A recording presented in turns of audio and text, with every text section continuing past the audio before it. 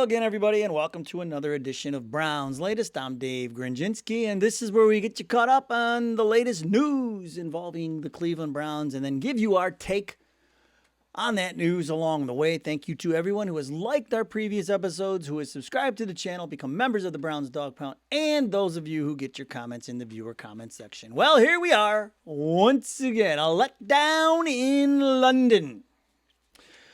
Despite the quarterback change, the offense looks pretty much the same. Yes, the defense faltered at the end, but I wouldn't pin this loss on them.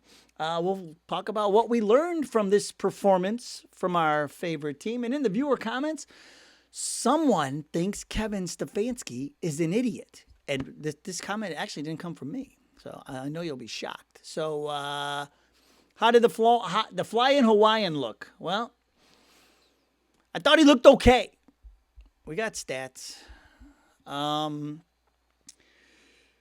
Here you go.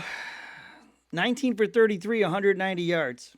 2 touchdowns. No interceptions, so that was good. Judkins, a monster. 23 for 110. But we ran the ball 32 times and threw it 33.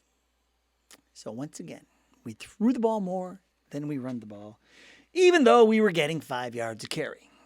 All of the passes were safe. They were on the edges because he can't see over the line. We had a couple of them batted down. They were quick, short passes. And then the ones when you try to drop back and do play action, there's still no time, just like Flacco, because the offensive line can't pass block. But we've shown we can run block pretty well, so let's just throw the ball more times than we run the ball. Makes complete sense. They were rotating Levinston and Cam Robinson at left tackle, and Levinston's a mess. Let's see. Njoku, nice game. 6 catches, 67 yards, and a touchdown. Bond, 7 targets, 2 catches. Not good. Thrash, 1 target, 1 catch. Ford, 2 targets. 2 catches for 20 yards. Judkins had 1 catch for 18. Judkins is our biggest playmaker. And it makes sense that we take him out when we get inside the 10-yard line. That makes a ton of sense to me. Actually, it doesn't. Time of possession was dead even, but what killed us, we'll talk about it more in a minute, penalties killed us. So, and yes, the defense faltered at the end. So, but they did it. This is the same situation like the Baltimore game, like the other, like time of possession was even, but it felt like our defense was out there for a long time. The only way we're going to win games is if the defense can score. The offense still not generating. We still haven't scored over 20 points. Minnesota did. This is a team that offensive line's all banged up, backup quarterback who we knocked out and then he came back. Yeah, and we can't score points on anybody. At least we got 2 touchdowns today. Prediction Pen was right about that. Prediction Pen was right about Judkins going over.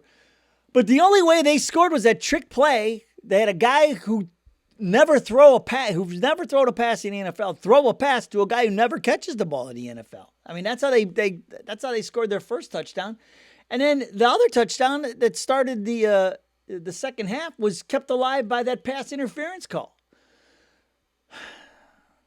on Newsome. Kept the drive alive. 3rd and 7, we were going to get off the field. Instead, Newsome gets called for pass interference. That ended up 8 plays, 71 yards, and Mason capped it with the run.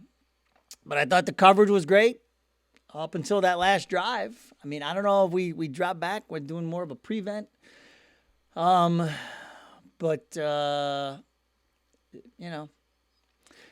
a fumble. What does Stefanski do? We're forced to fumble with about 14 minutes left in the game. We're averaging 5 yards a carry. We're there. So what are you going to do? You're going to throw on first down. Judkins runs for 6 yards. So then what are you going to do on 3rd down? We're going to throw again, incomplete, and punt it back to him. 3 and out after the forced fumble on a drive that could have ended the game for you. I mean, even Jonathan Vilma was losing his mind. Well, I don't understand the play calls. Well, welcome to the club, Jonathan Vilma. Here's your card. You're now a card-carrying member of what the hell kind of plays are we calling around here? Oh, goodness gracious. What did we learn? What did we learn? We learned Stefanski does not know what the hell he's doing. This play calling. This offense is so far from perfect.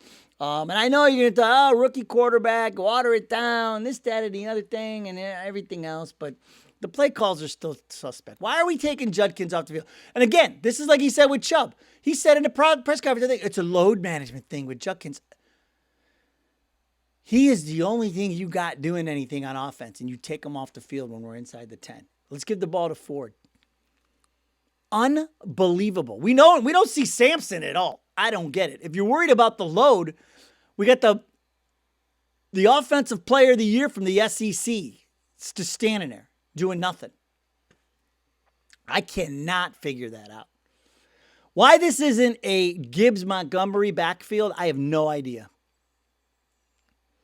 Mackenbiner, like this should be, I just don't get it. Unless he knows Judkins is getting suspended at some time and he's going to just keep using them until he loses them and then give Sampson the workhorse role. How else can you explain this?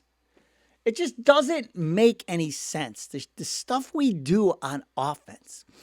I mean, we put together some good job and then we do it's like basic stuff. Like, why are we not run the ball?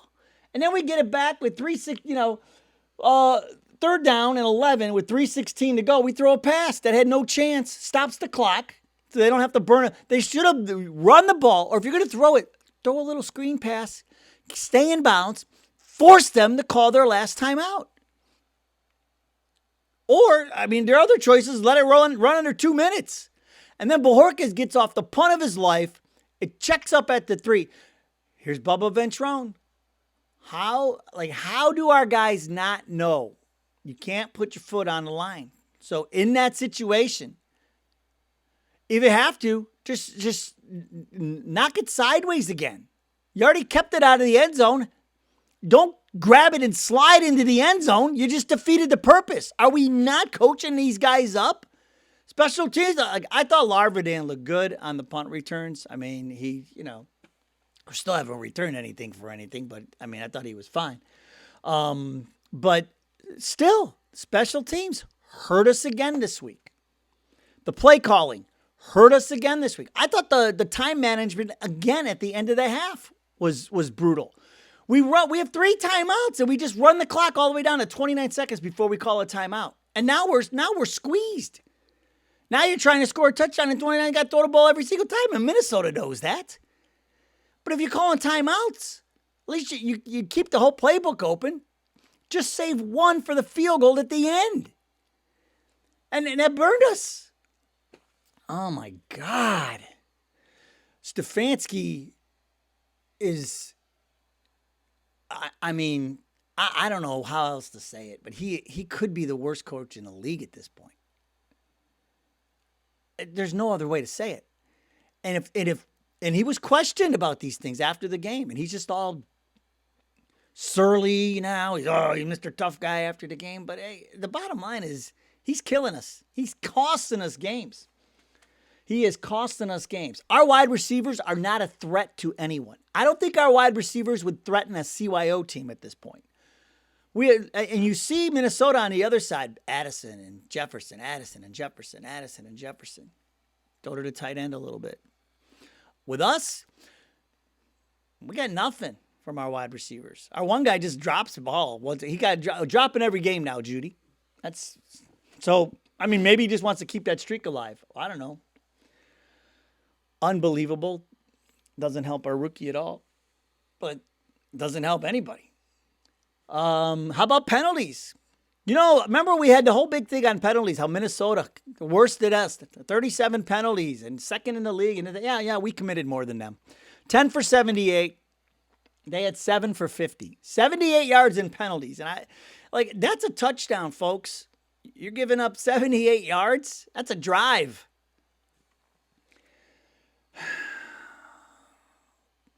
So we learned, we're still undisciplined. We still have a horrible play caller who takes our best offensive weapon off the field when we get inside the 10-yard line. Tell me where that makes sense.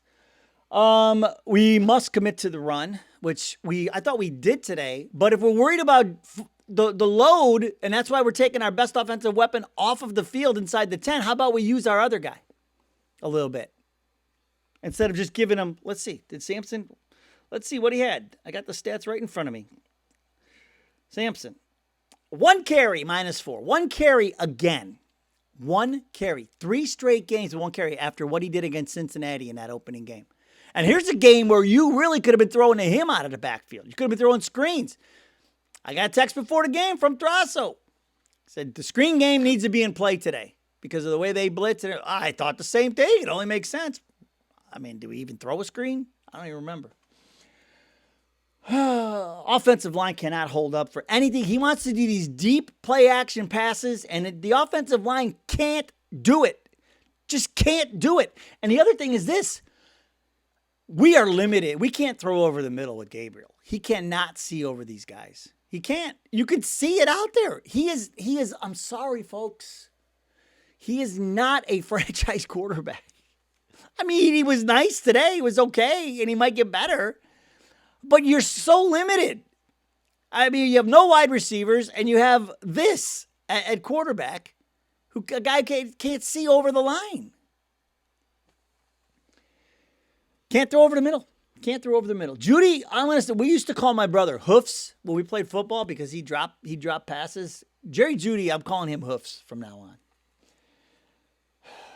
So you got Hoofs over there who can't catch. You got Gabriel who can't see him anyway. And we got Stefanski calling plays that don't make sense. I mean, it's a great combination for our offense. This defense has got to be at its wit's end. I mean, Schwartz has got to be. Miles Harden is a mess. Why he's even on the field, I have no idea. Just brutal. Thank God we didn't see much of him in the second half. And we're never going to be able to stretch the field with Gabriel. We're just not. Because he's not going to be able to see. He's not going to be able to drop back in that pocket. The offensive line can't block long enough. Let's start there. And then secondly, he can't see who's down the field with the guys in front of him. You saw it. Go back and look. I hope somebody breaks it down.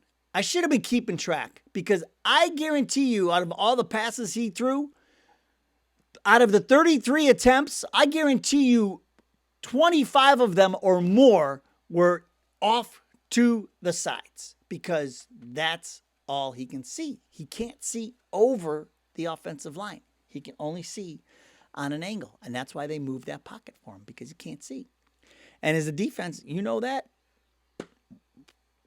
Now they got him on tape, so it's only going to get worse. So, oh, brother.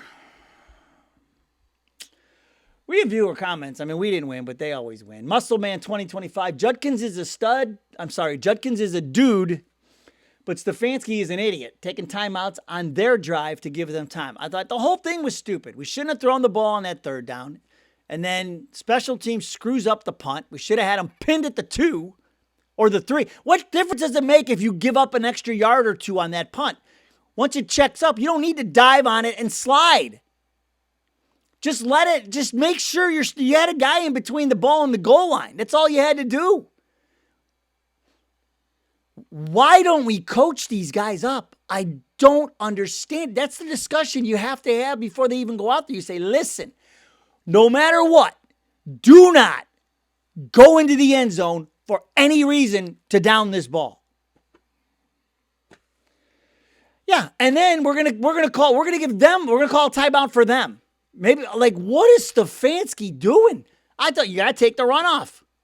He didn't get out of bounds. You gotta take away the time. No, we'll give him a timeout. No, it's fine. We'll keep that time on because Stefanski's always thinking. He never had no faith in our defense. He's not thinking we're going to stop him. He's thinking, oh, well, when we get the ball back, we're going to need time. Just like at the end of the half. He has never had faith in our defense. He's always, we got to make sure that we don't leave them any time so they can go back down and score before the end of the half. It's a horrible way to think. It's a loser mentality is what it is. The defense is the only thing that does anything. And you don't believe in it. Stefanski. Unbelievable. Unfreaking believable. Fading arrow. I was pumped to watch Gabriel play. I think the kid has a lot of potential and has been patient and professional up to this point. Yeah, but the height thing is the thing. I'm sorry, fading arrow. We cannot throw. And you heard Velma talking about what Wentz talked about when he threw some of those passes. He said he learned on scout team how to throw over a zone. You know how he can throw over a zone? He's like 6'5" or whatever he is. That's how. That's why he can throw over a zone, because he could see where he's throwing the ball. It's 100% clear he cannot. Gabriel cannot throw down the middle. And if he does, it's going to be a ball to the moon. Because that's, and he's just going to hope that somebody runs under it that's wearing a brown or a white shirt. Like, that's it. We got to end on a positive note. Steven Stone says, wear a Judkins jersey for 10,000 subscribers. I'm thinking about it. That dude, Judkins is a stud. But we get inside the 10. I'm gonna wear a 10 on my shirt, because inside the 10 we take our best player off the field. That's what I'm gonna do. Every week with this Stefanski, this has got to end. He has got to look in the mirror, and after every game, we gotta be better. Everybody's got to be better. We got to be better. No, man. A lot of this starts with you. It starts with you and making the right decisions for your players, and coaching them up. I mean, there's nothing else to say. All right. There's our instant reaction. A little different this week since the game was so early. It was nice that the Browns played early, but we'll dig a little deeper into this tomorrow. But unbelievable. It's the same thing. These play calls. It's the same thing. Taking our best player off the field when we're inside the 10. Like, because we got like, it just doesn't make any sense. This coaching staff. I mean, the sand in the hourglass has to be running out on this staff, other than Schwartz. Make Schwartz the head coach, please. Let Reese run the offense. I'm begging you, Jimmy Haslam. I'm begging you to make Schwartz the head coach and let Reese run the offense, please.